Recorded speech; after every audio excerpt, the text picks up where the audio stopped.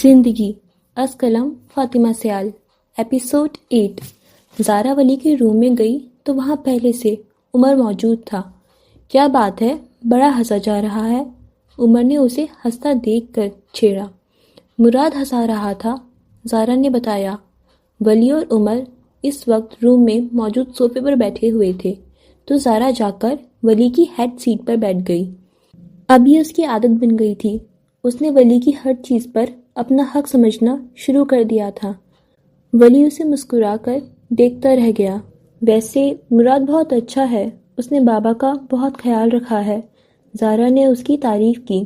مجھے تو پہلے ہی پتا تھا کہ مراد بہت اچھا ہے، تم لوگ ہی اس پر شک کرتے تھے، ولی نے کہا۔ اچھا، پھر وہ کون تھا جسے پہلے دن مراد فراڈ لگا تھا؟ زارا نے یاد کروایا۔ ارے وہ تو میں احتیاط کرنے کا کہہ رہا تھا، ولی نے صفائی پیش کی۔ اچھا لڑو نہیں، ہم مراد کی بات کر رہے تھے۔ عمر نے ان کی کبھی نہ ختم ہونے والی بحث کو روکا جب حیا روم میں آئی۔ آپی، مراد کسی کام سے چلا گیا ہے اور تایا ابو سو رہے ہیں، حیا نے آ کر بتایا اور چیئر پر بیٹھ گئی۔ شکر ہے بابا سو گئے، ویسے مراد ہی بابا کو ٹائم پر کھانا کھلاتا ہے اور سلاتا ہے۔ زارا نے اس کی تعریف کی۔ یہ ایک بیسمنٹ کا منظر تھا جہاں صرف اندھیرا تھا۔ مہنور چیئر پر بیٹھی اس کا ویٹ کر رہی تھی، ارد گرد اس کے گارڈ کھڑے تھے۔ مراد بہت اچھا ہے، عمر نے کہا۔ وہ قریب آ رہا تھا، اس نے جوکر کے چہرے کا فیس ماسک لگایا تھا۔ اس کی باتیں، وہ ایک ایماندار لڑکا ہے جس نے کم عمر میں اپنے والدان کو کھو دیا، حیا نے افسردگی سے کہا۔ اب وہ رک گیا تھا، اس نے اپنا ماسک اتارا تو اس کا چہرہ واضح ہوا۔ بہت بہادر ہے وہ، اس نے میری اور زارا کی جان بچائی تھی، ولی نے کہا۔ نیم اندھیرے میں بھی اس کی سیاہ آنکھیں چمک رہی تھیں۔ خوش آمدید کیپٹن مراد ابراہیم، مہنور آفندی نے خوش دلی سے کہا۔ مجھے یقین ہے مراد ہمیں اس مشکل سے نکال لے گا۔ وہ کرسی کھینچ کر بیٹھا اور ٹانگ پر ٹانگ جمائی۔ کیسی ہو مہنور آفندی؟ مسکرا کر پوچھا۔ اس کے لہجے میں صرف سیاہی تھی۔ میں بالکل ٹھیک ہوں، اپ ڈیٹ کیا ہے؟ اس نے شیطانی مسکراہٹ سے پوچھا۔ وہ سب مجھ پر اندھا اعتبار کرنے لگے ہیں، اس نے فخر سے بتایا۔ گڈ، ویری گڈ، 2 ہفتوں میں تم نے یہ کام کر لیا، اب ہمیں اگلا کام کرنا ہے، اس نے کہا۔ میں نے تم سے کہا تھا نا یہ بہت آسان ہے، مراد نے یاد کروایا۔ اس وقت مجھے نہیں پتا تھا کہ یہ سب اتنی آسانی سے ہو جائے گا۔ ماضی، زارا اور ولی کے نکاح کے اگلے دن۔ کیا چاہتی ہو تم؟ مراد نے پوچھا۔ موت، زارا آفندی کی اور ولی احمد کی، مہنور نے صفاکی سے کہا۔ یہ اسی بیسمنٹ کا منظر تھا، مہنور نے مراد کو ہائر کیا تھا۔ ہو جائے گا، لیکن میں منہ مانگے پیسے لوں گا، مراد نے اعتماد سے کہا۔ اس سے 2 گنا زیادہ دوں گی، مہنور نے کہا، جس پر وہ مسکرانے لگا۔ نیم اندھیرے میں بھی اس کے ڈمپل واضح ہو رہے تھے۔ ٹھیک ہے، لیکن تم نے جو بتایا ہے اس کے بعد انہیں فوراً نہیں مارنا چاہیے، بلکہ کچھ مزیدار کرنا چاہیے، مراد نے مسکرا کر کہا۔ مطلب؟ میرے پاس ایک پلان ہے، پہلے ہم انہیں تھریٹ بھیجیں گے، پھر میں ان کا بھروسہ جیتوں گا، اور پھر ہم بہت صفائی کے ساتھ ان کا کام تمام کر دیں گے، اور نہ کسی کو تم پر شک ہوگا نہ مجھ پر۔ گیم کی گیم، مراد نے کہا۔ مجھے یہ اچھا لگ رہا ہے، لیکن یہ تھوڑا مشکل ہے، کیپٹن مراد ابراہیم سب کر سکتا ہے، مراد نے مسکرا کر کہا۔ آج پھر دیکھ لو، مراد نے فخر سے کہا۔ آ گیا یقین تم پر، اب بس میں اس زارا کو تڑپا تڑپا کر مارنا چاہتی ہوں، مہنور نے نفرت سے کہا۔ لیکن اس سے پہلے ہمیں انہیں توڑنا چاہیے، ان چاروں کی آپس میں جان بستی ہے، مراد نے کہا۔ پہلے ان میں سے ایک کو مارتے ہیں، مہنور نے کہا۔ عمر عبید، پہلے اسے ماریں گے، مراد نے گہری سوچ سے کہا۔ مجھے پتا ہے تم میری بہن کو پسند کرتے ہو، اس لیے اسے مارنا چاہتے ہو، مہنور نے ہنس کر کہا۔ ہاں، ہماری اس ڈیل کا حصہ ہے کہ تم مجھے حیا دو گی، مہنور نے یاد کروایا۔ مجھے کوئی مسئلہ نہیں، کب مارنا ہے اسے؟ آج جمعرات ہے، 15 مارچ، پیر کو، یعنی 4 دن بعد، 19 مارچ کو۔ ایک انسان نے دوسرے انسان کی زندگی کا فیصلہ کر لیا۔ پلان کیا ہے؟ مانور نے پوچھا۔ پلان یہ ہے کہ اس نیم اندھیرے بیسمنٹ میں معصوم لوگوں کو برباد کرنے کی پلاننگ جاری تھی۔ اس سب سے بے خبر وہ چاروں ابھی تک مراد کو فرشتہ سمجھ رہے تھے، مستقبل سے بے خبر۔ رات گزر چکی تھی، دن چڑھ رہا تھا، باہر بارش ہو رہی تھی۔ ایسے میں عبدالخان ہاؤس میں جھانکا جائے تو سب سو رہے تھے، لیکن وہ ابھی تک جاگ رہی تھی۔ وہ ساری رات سو نہیں سکی تھی، کروٹ پر کروٹ بدل رہی تھی۔ نیند آنکھوں سے کوسوں دور تھی۔ آنکھیں بند کرتے ہی مسکراتی ہوئی سیاہ آنکھیں نظر آتی تھیں۔ وہ تھک کر اٹھ کر بیٹھ گئی۔ بھورے بال کھلے ہوئے تھے، نہ سونے کی وجہ سے آنکھوں پر ہلکے پڑ گئے تھے۔ امل کافی خوبصورت لڑکی تھی، اس کے چہرے پر بہت معصومیت تھی۔ یا اللہ، مجھے کیا ہو گیا ہے؟ 1 ہفتہ ہو گیا ہے اور میں ابھی تک اس مراد کی آنکھیں نہیں بھول پا رہی۔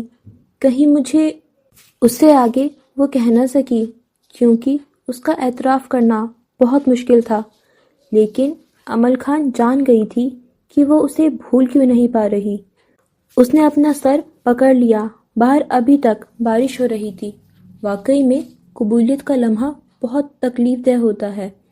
وہ خاموشی سے اٹھ کر واش روم میں گئی، خود کو آئینے میں دیکھا۔ ساری رات نہ سونے کی وجہ سے رنگ پیلا لگ رہا تھا۔ بارش کی آواز یہاں تک آ رہی تھی۔ اس کی آنکھوں سے آنسو ٹپکے۔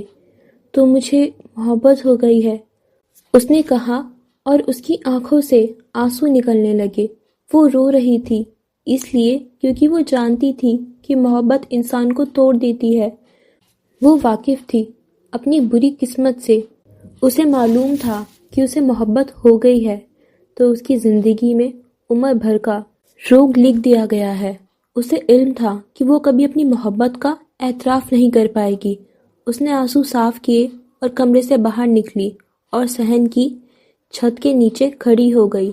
وہ بارش کو گرتا ہوا دیکھ رہی تھی اور بارش اس کے گرتے ہوئے آنسوؤں کو دیکھ رہی تھی۔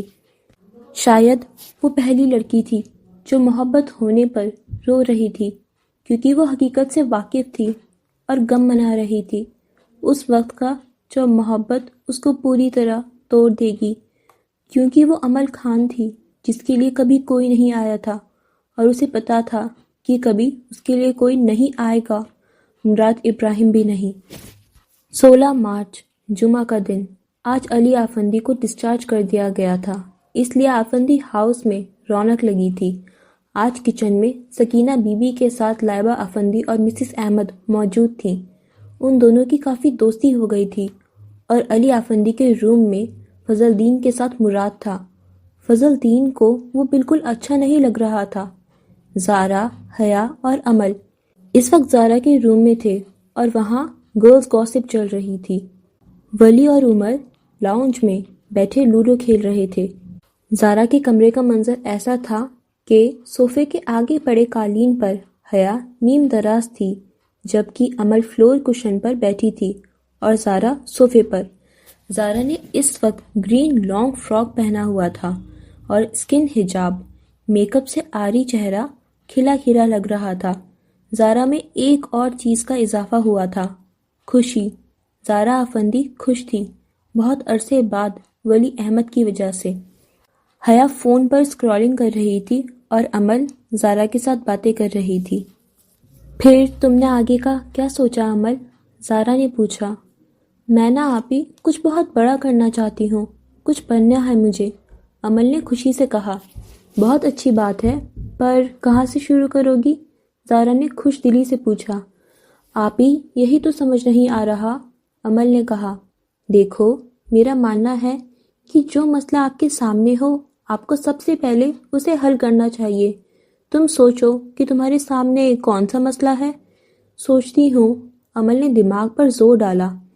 ہاں آپی، پچھلے مہینے ہمارے ہاسپٹل میں 2 پریگننٹ عورتوں کا ریپ ہوا تھا، اور جب میں نے ریسرچ کی تو مجھے پتا چلا کہ پچھلے سال 6000 سے زیادہ ریپ کیسز رجسٹر ہوئے ہیں۔ یہ سب صرف فیمیل ڈاکٹر کی کمی کی وجہ سے ہوا ہے، امل نے کہا۔ پھر تمہیں پتا ہے کہ تمہیں کیا کرنا ہے؟ زارا نے کہا۔ ہاں، مجھے گائنوکالوجسٹ بننا ہے۔ پھر میں عورتوں کی پڑھائی کے لیے تنظیم شروع کروں گی۔ اور پھر امل خان نے فیصلہ کر لیا، واؤ، یہ تو بہت اچھا آئیڈیا ہے، میں بھی تمہاری مدد کروں گی۔ حیا، جو کب سے ان کی باتیں سن رہی تھی، اس نے خوشی سے کہا، میں بھی تمہارے ساتھ ہوں، تمہیں ہم سے جو مدد چاہیے بلا جھجک کہہ دینا، زارا نے کہا۔ تھینک یو سو مچ آپی، امل کی آنکھوں میں آنسو آ گئے تھے۔ اچھا چلو، اب کوئی دکھی نہیں ہوگا، چلو نیچے چلتے ہیں، حیا نے کہا اور اٹھ گئی۔ مسز احمد اور لائبہ آفندی علی آفندی کے روم میں موجود تھی۔ وہاں سب باتیں کر رہے تھے۔ حمید آفندی بھی آ گئے تھے۔ مراد موقع دیکھ کر ہی کچن کی طرف گیا۔ کچن میں کوئی نہیں تھا۔ مراد نے شیلف پر موجود باؤل میں سے ایک کا ڈھکن اٹھایا۔ اس میں چکن کڑھائی موجود تھی۔ مراد نے جیب سے ایک پیکٹ نکالا اور اس میں موجود پاؤڈر سالن میں مکس کر دیا۔ پھر وہ کچن میں موجود کھڑکی کی طرف بڑھا۔ کھڑکی کھول کر وہ وہاں سے ٹاپ کر باہر گارڈن میں کودا۔ پھر بھاگ کر دیوار ٹاپی اور سڑک پر گیا۔ سڑک پر جا کر اس نے روڈ سے مٹی اٹھا کر اپنی بلو جینز پر لگانی شروع کی۔ اس نے اپنی پینٹ کا پائچہ اوپر کیا اور جراب میں موجود چاقو نکالا اور اس سے اپنے ہاتھ پر کٹ لگائے۔ چاقو واپس رکھ کر اس نے گیٹ کی طرف دوڑ لگائی اور گھر کے اندر گیا۔ سامنے ہی لانچ میں وہ پانچوں بیٹھے تھے۔ اس نے اندر جاتے ہی گھٹنوں پر ہاتھ رکھ کر گہری گہری سانس لی۔ وہ سب اس کی طرف متوجہ ہوئے اور اس کی طرف آئے۔ کیا ہوا مراد، یہ تمہیں کیا ہوا ہے؟ ولی نے پوچھا۔ عمر نے اسے صوفے پر بٹھایا۔ زارا اس کے لیے پانی لے کر آئی۔ تمہارے ہاتھ سے خون نکل رہا ہے، حیا نے کہا۔ امل خاموشی سے یہ منظر دیکھ رہی تھی۔ وہ میں کچن میں گیا تو میں نے دیکھا کوئی کچن میں کھڑکی سے بھاگ رہا تھا۔ اس نے چہرہ چھپایا ہوا تھا۔ میں اس کے پیچھے بھاگا، دیوار ٹاپ کر۔ جب روڈ پر پہنچا تو میں نے اسے پکڑ لیا۔ ہماری لڑائی ہوئی۔ میں نے اس کی شکل دیکھنے کی بہت کوشش کی، لیکن پھر اس نے چاقو نکال لیا اور مجھے دھکا دے کر بھاگ گیا۔ مراد نے سانس چڑھے ہوئے لہجے میں رک رک کر بتایا۔ حیا نے اپنے منہ پر ہاتھ رکھ لیا۔ امل کو کچھ سمجھ نہیں آ رہی تھی۔ اگر وہ کچن میں آیا تھا تو یقیناً اس نے کھانے میں کچھ ڈالا ہوگا۔ عمر نے کہا، مجھے نہیں لگتا، مجھے لگتا ہے کہ وہ یقیناً کوئی تھریٹ چھوڑنے آیا تھا۔ مراد نے کہا، اس بارے میں بعد میں بات کرتے ہیں، ابھی تم اپنی حالت ٹھیک کرو۔ ولی نے کہا، ہاں امل، تم مراد کو اندر لے جاؤ اور اس کی بینڈیج کر دو۔ زارا نے امل سے کہا، میری گاڑی میں میرا جم سوٹ پڑا ہے، میں لا دیتا ہوں، تم وہ پہن لو۔ عمر کہہ کر باہر گیا۔ تو مراد بھی امل کے پیچھے کمرے میں گیا۔ کچن میں جا کر چیک کرتے ہیں کھانے میں کچھ نہ ہو۔ ولی کے کہنے پر زارا اور حیا اس کے ساتھ کچن کی طرف گئیں۔ زارا کے روم میں موجود صوفے پر ایک طرف مراد بیٹھا تھا اور دوسری طرف امل۔ امل خاموشی سے اس کی بینڈیج کر رہی تھی۔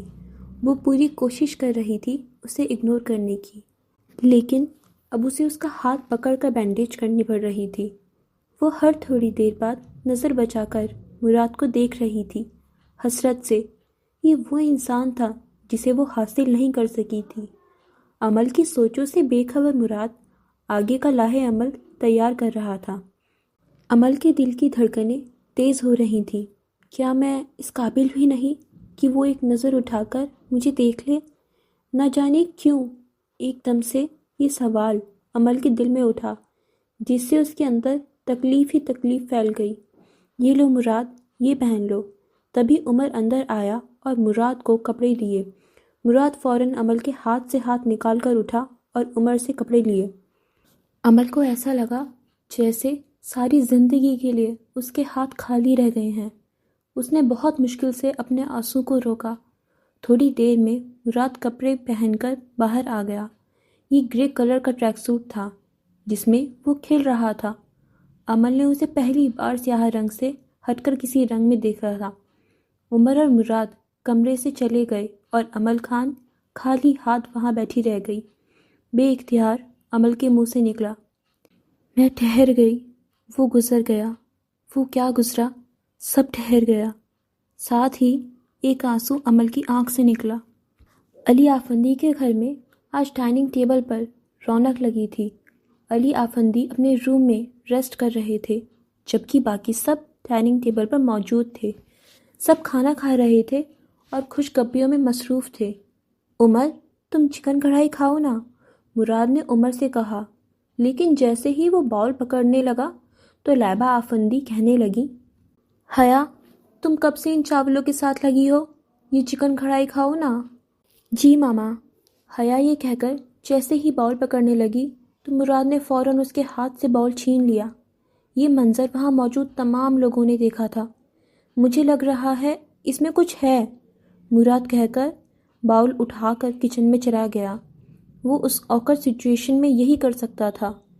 جاتے ہوئے اس نے ولی کو اشارہ کیا، جو وہ سمجھ گیا تھا۔ مراد ٹھیک کہہ رہا ہے، اصل میں یہ چکن کافی ٹائم سے فریج میں پڑا تھا، یہ سالن خراب ہو گیا ہے۔ زارا سمجھ گئی تھی، اس لیے فوراً صفائی پیش کی۔ ولی خاموشی سے مراد کے پیچھے کچن میں چلا گیا۔ لیکن سکینہ بی بی نے تو کہا تھا کہ یہ چکن کل آیا ہے، لائبہ آفندی نے کہا، اور ہم نے اسے ٹیسٹ بھی کیا تھا، مجھے تو ٹھیک لگا تھا، مسز احمد نے کہا۔ پکاتے وقت تو ٹھیک ہی لگتا ہے، تھوڑی دیر بعد پتہ چلتا ہے، مجھے بھی اس میں سے بدبو آ رہی تھی۔ حیا کو جو سمجھ آیا اس نے کہہ دیا، بس کر دیں آپ سب، اب ایک چکن کڑھائی کے لیے اتنی بحث کیوں کر رہے ہیں؟ یہاں اتنا کچھ کھانے کے لیے ہے، سکون سے کھائیں۔ حمید آفندی نے بات ختم کر دی۔ مراد، تمہیں کیسے پتہ چلا اس میں زہر ہے؟ ولی نے مراد سے پوچھا۔ اس وقت وہ دونوں کچن میں موجود تھے۔ یہ دیکھو، سائڈ سے یہ ہرا ہو رہا ہے، اس کا مطلب زہر اپنا اثر چھوڑ رہا ہے، مراد نے باؤل کی طرف اشارہ کر کے کہا۔ تو ولی نے بھی غور کیا۔ حقیقت میں وہاں سے سالن کا رنگ بدل رہا تھا اور وہاں جھاگ بھی بن رہے تھے۔ جب ولی کی تسلی ہو گئی تو مراد نے سالن ڈسٹ بن میں پھینک دیا۔ اس کا مطلب یہ لوگ بہت خطرناک حد تک پہنچ گئے ہیں، اس سے کسی کی بھی جان جا سکتی ہے، ولی نے پریشان ہوتے ہوئے کہا۔ تم فکر نہیں کرو، میں آج سے کام شروع کرتا ہوں، ہم جلدی اپنے دشمنوں تک پہنچ جائیں گے، مراد نے یقین دلایا۔ علی آفندی کے گھر میں موجود دعوت کا اختتام ہو گیا تھا۔ سب لوگ جا چکے تھے، لیکن عمل ابھی تک وہیں موجود تھی۔ زارا نے عمل کو سب کچھ بتا دیا تھا۔ وہ دونوں اس وقت زارا کے روم میں تھے۔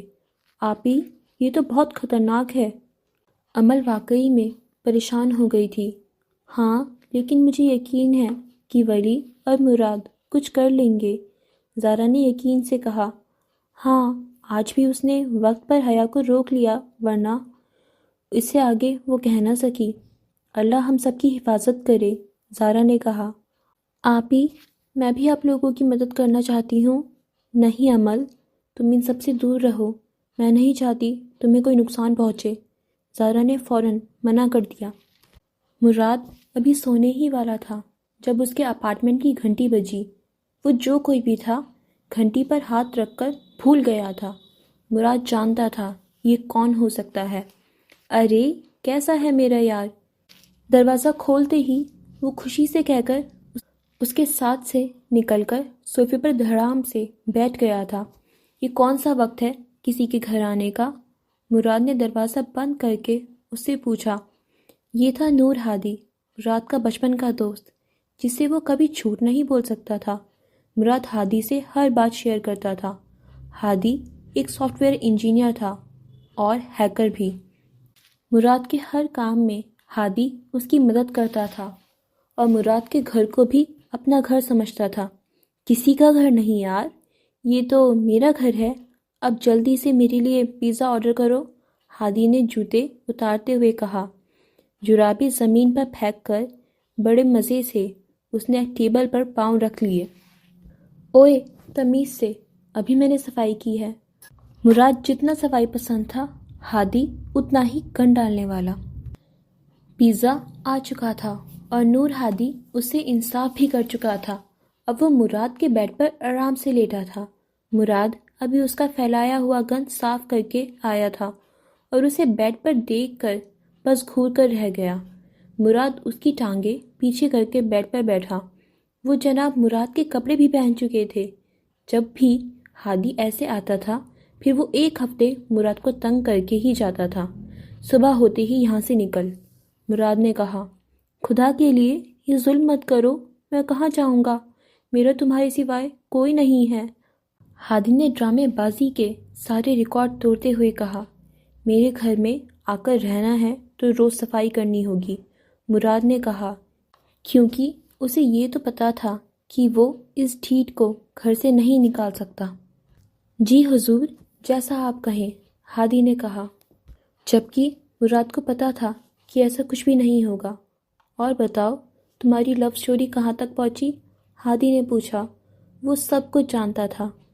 پتہ نہیں یار، مجھے کچھ سمجھ نہیں آ رہا، مجھے لگ رہا ہے کہ میں کچھ غلط کر رہا ہوں، مراد نے سوچتے ہوئے کہا۔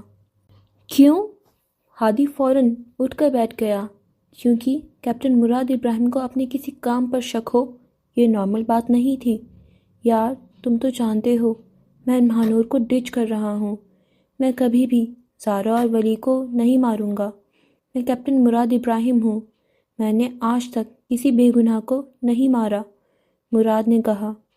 یہ تو مجھے پتا ہے، تو عمر کو مار کر مہانور کو پولیس کے حوالے کر دے گا، اور پھر حیا تیری۔ اس سب میں مسئلہ کیا ہے؟ ہادی کو اس کی پریشانی کی وجہ سمجھ نہیں آ رہی تھی۔ یہی تو مسئلہ ہے، عمر بھی تو بے گناہ ہے۔ یار مجھے ابھی سکون نہیں مل رہا، عمر کو مار کر میں ساری زندگی کیسے سکون سے گزار سکوں گا؟